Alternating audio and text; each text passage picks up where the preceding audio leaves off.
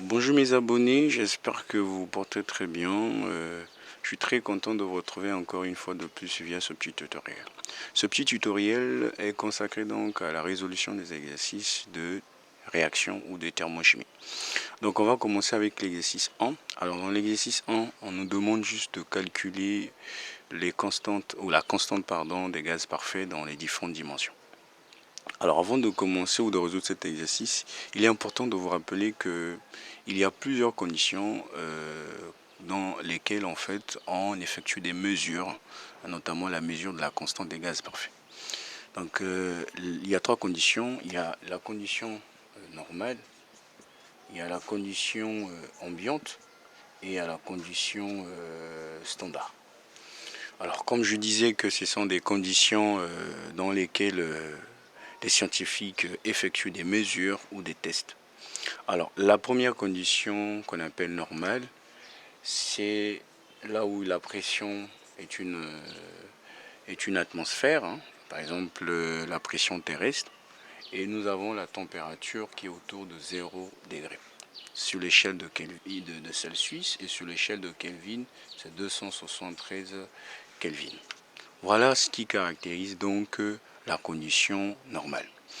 Alors, dans cette condition normale, ce qu'on a pu constater, c'est que une mole de tout gaz en fait, occupe un même volume, celui de 24,4 litres. Donc, tout gaz, donc, que ce soit le diazote, le dioxygène, le dichlore et tout ce que vous connaissez comme gaz, dans ces conditions normales, c'est-à-dire là où la pression est une atmosphère, la température c'est autour de 0 degré, une mole de tout gaz en fait occupe un même volume. Alors c'est dans cette condition opératoire hein, qu'on appelle condition normale où on va donc effectuer les mesures de la constante des gaz parfait. Donc on y reviendra pour trouver donc les différentes valeurs effectivement de cette constante des gaz parfait. Alors nous passons donc sur la condition ambiante. Alors la condition ambiante ici, la pression c'est toujours une atmosphère, hein, c'est la pression terrestre. Attention, la température ici est à 25 degrés Celsius. Donc c'est la condition, c'est la température normale, ambiante, hein, voilà.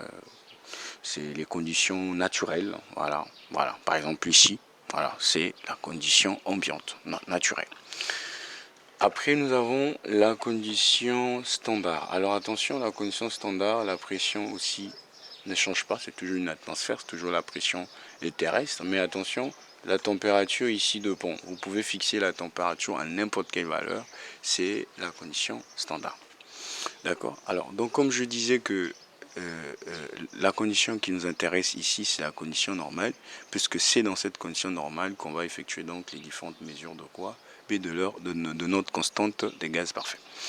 Alors, donc, déjà on a dit qu'une mole de tout gaz occupe un même volume, celui de 22,4 litres. Alors, ce gaz qui est réel ou ces gaz qui sont réels peuvent donc être appelés gaz parfaits s'ils répondent à une équation qu'on appelle l'équation des gaz parfaits.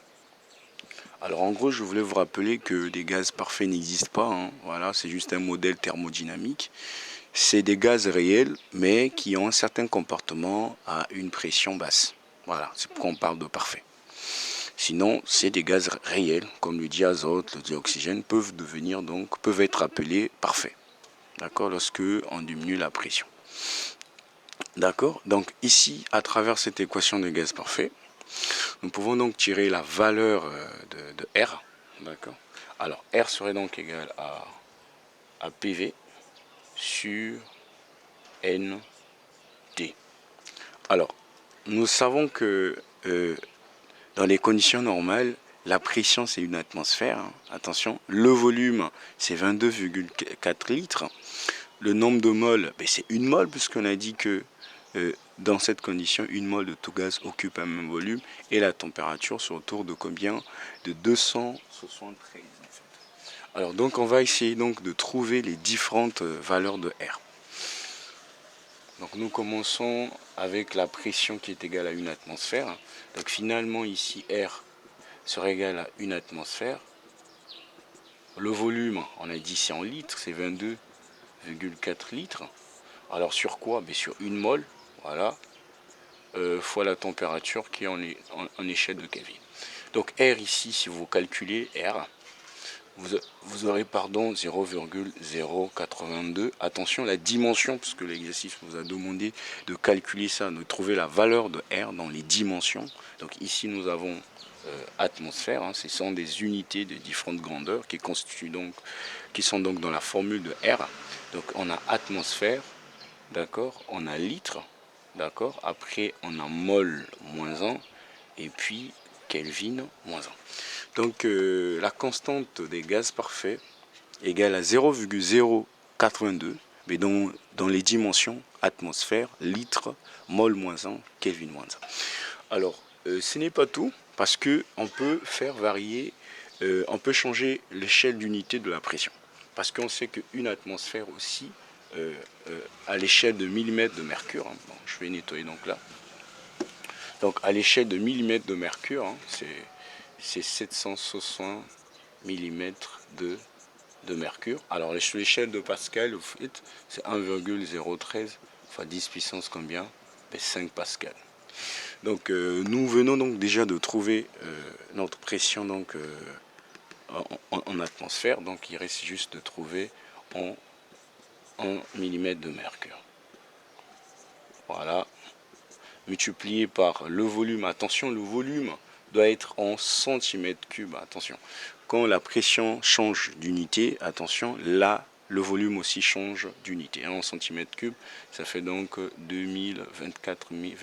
22 400 centimètres cubes ou millilitres, hein, c'est la même chose, sur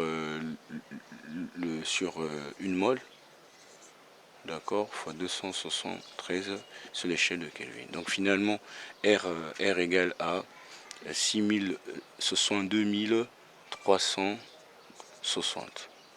Alors là, nous avons l'unité millimètre de mercure, hein, c'est la dimension, centimètre cube, attention, centimètre cube c'est aussi millilitres, c'est la même chose, mol moins 1, très bien, Kelvin moins 1. Alors là, c'est la valeur de R dans cette dimension-là. D'accord. Alors, ça reste donc qu'on trouve ça à l'échelle de Pascal. Alors, à l'échelle de Pascal, c'est la même chose, hein, puisque j'ai pas assez de place, je vais nettoyer. Donc, je disais que nous, on est en train de résoudre l'exercice 1 de votre TD, qu'il s'agit donc de trouver les différentes dimensions en fait de R et les valeurs. Donc, si nous sommes dans Pascal ici, dans cette échelle d'unité, on a ça, donc fois 10 puissance 15, multiplié par, attention, le volume ici doit être en mètres cubes. Donc si la pression en Pascal, le volume en mètre cube, donc ça donne 0,0. Ben vous pouvez aller calculer, hein. Ok, vous pouvez calculer. Donc ça donne une mole fois 273 Kelvin. Alors R ici serait donc égal à 8,314. Attention, Pascal mètre cube, parce que là c'est en mètre cube. Mol moins 1. Kelvin moins 1. Attention, on sait que or le Pascal fois le mètre cube, ça donne le joule. C'est égal à 1 joule. Donc R ici en joule, c'est donc 8,314 joules, mol moins 1, Kelvin moins 1. D'accord? Voilà.